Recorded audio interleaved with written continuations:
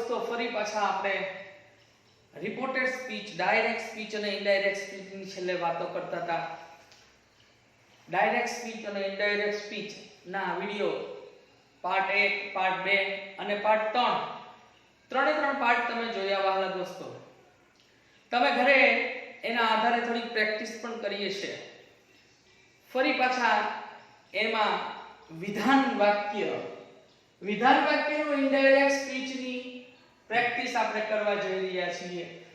ફરી પાછી થોડી નિયમોની યાદી ને તમારા સામે રિમાઇન્ડ કરાવી દઉં છું કે જો રિપોર્ટિંગ વર્બ સે, સેઝ કે સેડ પછી સાંભળનાર હોય તો સે, સેઝ કે સેડ નું ટેલ, ટેલ્સ કે ટોલ્ડ કરવું જેની પછી ટુ વપરાતું નથી.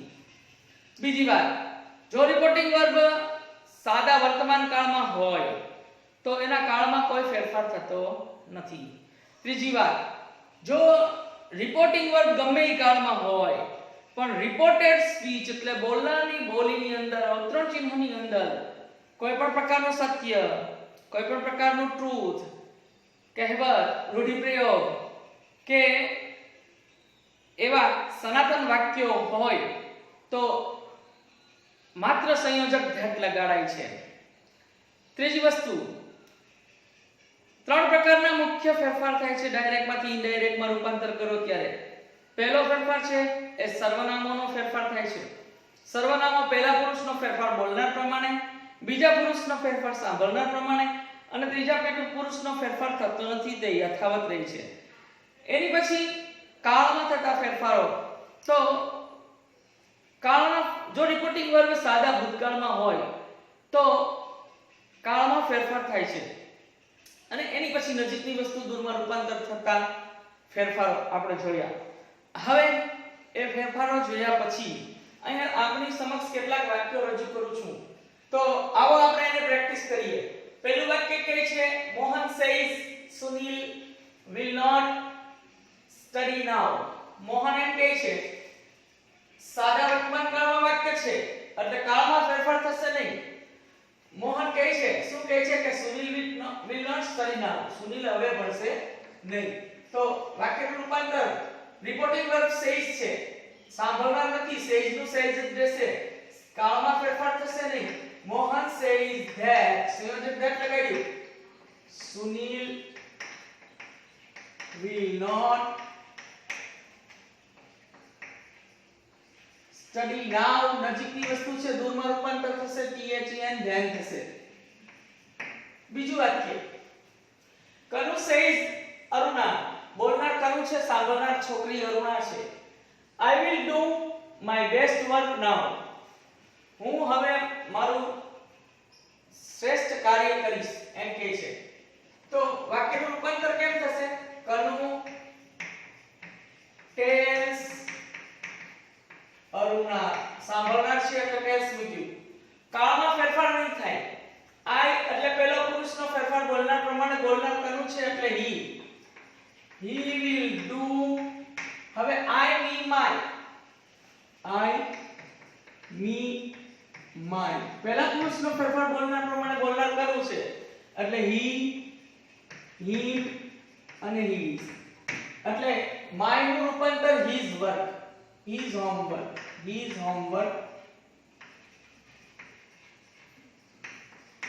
આ નામનું રૂપાંતર થશે, નજીકની વસ્તુ છે એટલે ધ્યાન. તો બે વાક્યો આપણે પૂરા કર્યા. હવે ત્રીજું વાક્ય જુઓ. થોડું રફ વર્ક કરાવતો જાઉં છું જેથી કરીને તમને આઈડિયા આવે. ત્રીજું વાક્ય એમ કહે છે વિનોદ સેઝ ટુ કમલા. વિનોદ છોકરો છે, બોલનાર કમલા સાંભળનાર છોકરી છે.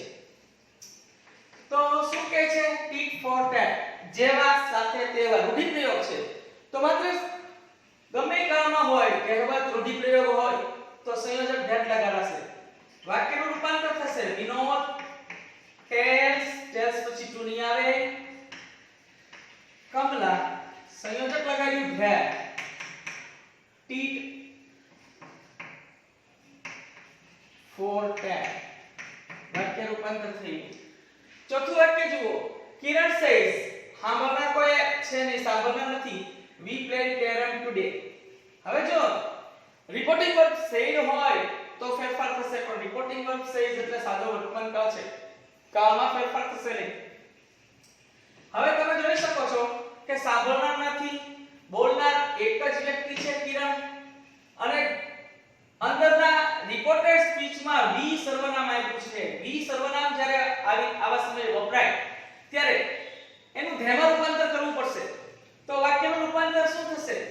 તો રૂપાંતર એમ થશે, કિરણ says that, સંયોજક લગાવ્યું that. વી એટલે કોણ? તો કે they played કેરમ ટુડે નું that થી જશે, that day.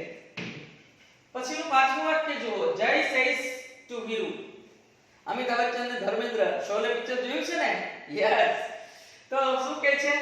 a stitch in time saves nine. એક સમય પર મારેલો ટાંકો 9 વસ્તુને બચાવે છે. તો રૂપાંતર થશે વાક્ય. જો a stitch in time saves nine એક કહેવત છે, તો વાક્યનું રૂપાંતર માત્ર સંયોજક ધ્યાનથી જ થઈ જશે. એટલે જય tells વીરુ, સંયોજક ધ્યાન લગાડ્યું, a stitch in time saves nine. કહેવત છે એટલે વાક્યમાં માત્ર ધ્યાન લગાડાશે. કહેવત સદા ભૂતકાળમાં ના રિપોર્ટિંગ વર્બમાં પણ ધ્યાન લગાડાશે અને સાદા વર્તમાન કાળ હોય તો પણ ધ્યાન લગાડાશે. પછીનું વાક્ય જુઓ, ગાંધીજી said. ગાંધીજી કહે છે, શું કહે છે? યુનિટી ઇઝ સ્ટ્રેન્થ, એકતામાં તાકાત છે. તો વાક્યનું રૂપાંતર કરું છું, ધ્યાન આપો. ગાંધીજી સાંભળનાર છે નહીં એટલે said ને said જ મૂકું છું. said સંયોજક ધ્યાન મૂકું છું. Unity is strength. વાક્યનું રૂપાંતર થયું. હવે વાક્ય નંબર 7 જુઓ વાલો. Abdul said to me. Abdul reporting verb હવે સાદા ભૂતકાળમાં છે, ધ્યાન રાખજો, તો કાળમાં ફેરફાર થશે. Abdul said to me. શું કહે છે? Into inverted comma, you can close the door. તું દરવાજો બંધ કરી શક્યો હોત, એવું કરી શકો છો, એવું વાક્ય છે. હવે રૂપાંતર થશે તો શું કરશું? અબ્દુલ told પછી તું નો આવે, me. હવે અહીંયા ખાસ વાક્યમાં ધ્યાન રાખવાનું, સંયોજક ધ્યાન મૂક્યું. હવે જ્યારે me છે એટલે આ સર્વનામ એક કર્મ સ્વરૂપે છે, એનું કર્તા તરીકે I છે એવું સમજવાનું. અબ્દુલે મને કીધું એમ કહે છે એટલે you can close the door. તો you બીજા પુરુષનો ફેરફાર, પહેલા પુરુષનો ફેરફાર બોલનાર પ્રમાણે, બીજા પુરુષનો ફેરફાર સાંભળનાર પ્રમાણે. સાંભળનાર કોણ છે? me એટલે I. એટલે I can નું કુડ થઈ જશે, I could close the door. વાક્ય રૂપાંતર થઈ ગયું. પછીનું આઠમું વાક્ય જુઓ, કનુ said to ઇન્દુ. બોલનાર કનુ છોકરો છે, સાંભળનાર છોકરી છે. હવે શું કહે છે? I can meet you now. હું તને હવે મળી શકીશ, એમ કહે છે વાક્ય. તો વાક્યનું રૂપાંતર કરું છું, કનુ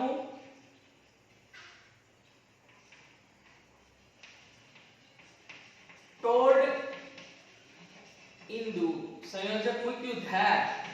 આ એટલે કોણ? તો કે કનુ, એટલે he could meet.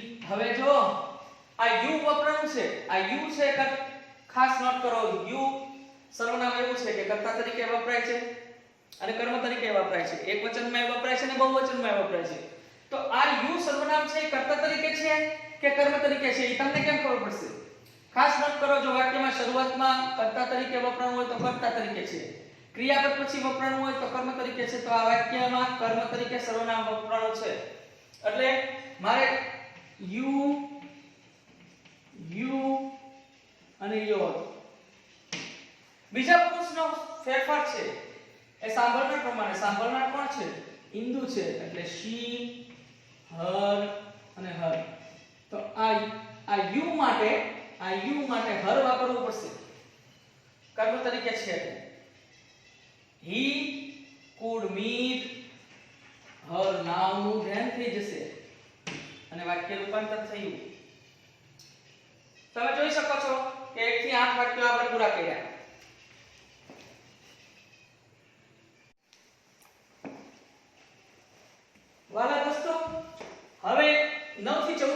જોઈએ. The student said. છોકરો વિદ્યાર્થી બોલે છે. શું બોલે છે? I was absent yesterday. હું ગઈકાલે ગેરહાજર હતો.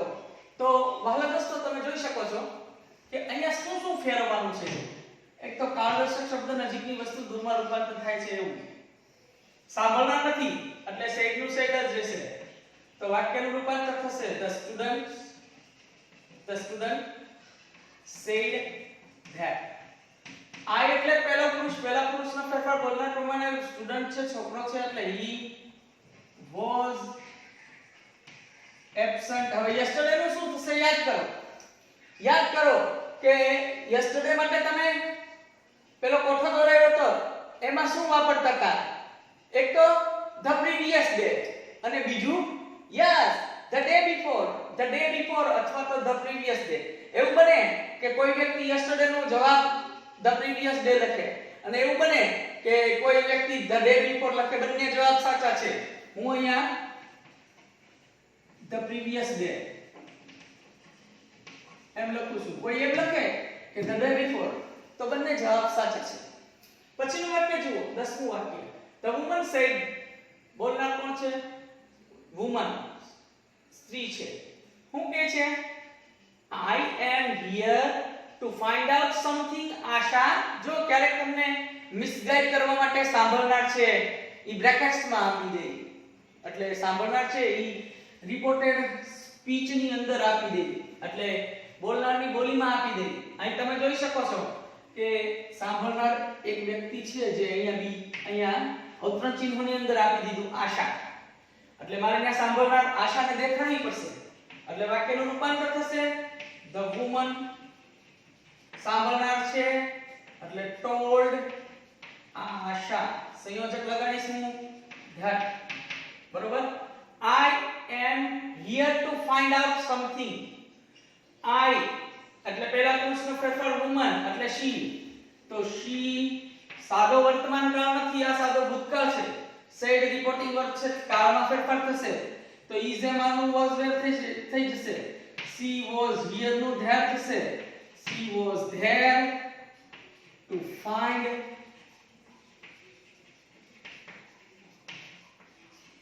something એવું રૂપાંતર થયું. પછીનું વાક્ય જુઓ. he said to her brother. he said to his brother. અહીંયા his brother લખું છું. તેણે તેના ભાઈને કીધું I do not like this. તો રૂપાંતર થશે he told to ની આવે his brother. સંયોજક that આવશે. that I એટલે કોણ? તો કે he એટલે કોણ? તો અહીંયા he જ મૂકવું પડશે. he સાદો વર્તમાન કાળ નથી, સાદો ભૂતકાળ છે એટલે do does નું ભૂતકાળ છે did થશે એટલે આ નકાર છે તો અહીંયા મારે નકાર મૂકવું પડશે. he did not like this નું that થઈ જશે અને આ રીતે રૂપાંતર થશે. પછીનું 12મું વાક્ય જુઓ. my father said to me.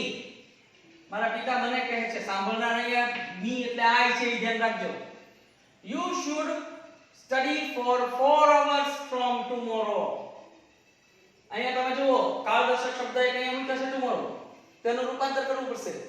tomorrow શબ્દ છે એનું રૂપાંતર કરવા માટે the next day વાપરી શકાય, the day after વાપરી શકાય અથવા તો the following day. ત્રણેયમાંથી કોઈ પણ શબ્દ વાપરી શકાય. તો હું રૂપાંતર કરું છું, ધ્યાન આપો. શું કહે છે? my father told me. સંયોજક વાક્ય that. you એટલે કોણ? સાંભળનાર. me એટલે I. આ me એટલે I. સર્વનામ I સમજવાનું.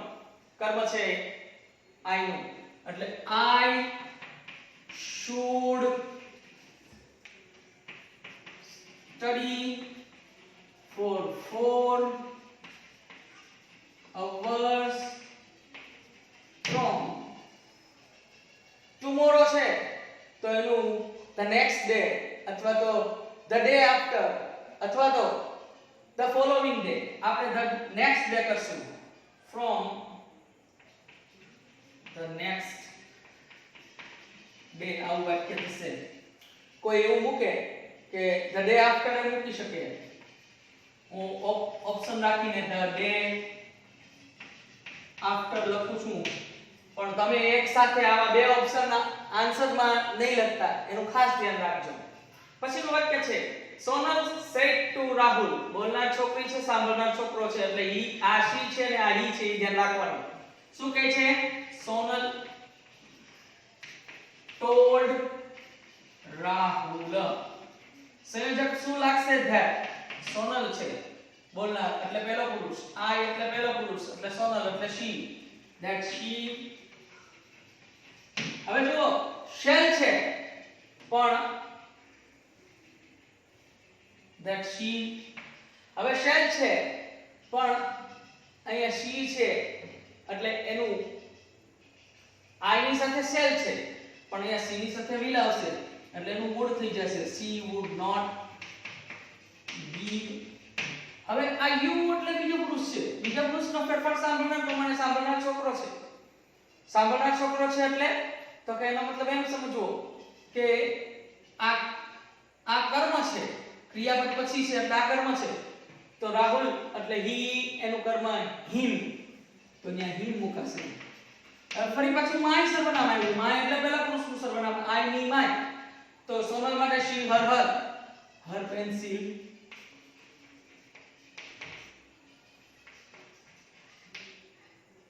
ટુડે નું ધ લાસ્ટ ડે. પછીનું વાક્ય જુઓ. આકૃતિ સેડ ટુ અનિકેત. છોકરી છે બોલનાર, સાંભળનાર છોકરો છે. You did not return me my book last Monday. તે મને મારી ચોપડી ગયા સોમવારે પાછી ન આપી. બરાબર. હવે વાક્યનું રૂપાંતર કરવાનું છે તો શું થશે? તો વાક્યના રૂપાંતરમાં જો તમે આ રિપોર્ટિંગ વર્બ સાદા ભૂતકાળમાં છે અને અહીંયા ડીડ નોટ રિટર્ન, તો સાદા ભૂતકાળ અંદર એ સાદા ભૂતકાળ છે. તો ખાસ નોટ કરો, સાદા ભૂતકાળ છે એ રિપોર્ટિંગ વર્બ સાદા ભૂતકાળનો હોય તો સાદા ભૂતકાળનું પૂર્ણ ભૂતકાળમાં રૂપાંતર થશે એટલે અહીંયા હેડ મુકાશે, હેડ વત્તા ભૂતગૃદન મુકાશે. વાક્યનું રૂપાંતર કરો. આકૃતિ ટોલ્ડ અનિકેત. સંયોજક લગાડવું પડશે ધેટ. યુ એટલે કોણ? તો કે બીજો પુરુષ અનિકેત એટલે છોકરો. એટલે એનો મતલબ એમ કે યુ અને યોર છે. હવે અનિકેત એટલે હી, હિમ, હિઝ. યુ તરીકે વપરાણું, કર્તા તરીકે વપરાણું, તો અનિકેત માટે હી વપરાશે. હી હેડ નોટ. હવે અહીં રિટર્ન છે તો રિટર્ન્ડ થઈ જશે. RETURNED return. હવે મી મૂક્યું. પહેલા પુરુષનો ફેરફાર બોલનાર પ્રમાણે. બોલનાર કોણ છે? છોકરી છે. આકૃતિ એટલે આઈ, મી, માય. તો આ મી નું રૂપાંતર કરવાનું છે. તો છોકરી છે એટલે શી, હર. તો અહીંયા મારે મી નું શું કરવું પડશે? હર. હવે માય છે તો માય નું શું કરવું પડશે? ફરી પાછું હર બુક. હવે લાસ્ટ શબ્દ વપરાણો છે અહીંયા. લાસ્ટ શબ્દ લાસ્ટ મંડે. તો મારે એનું શું કરવું પડશે? લાસ્ટ મંડે શબ્દ વાપર્યો છે તો યાદ કરો ધ પ્રીવિયસ મંડે.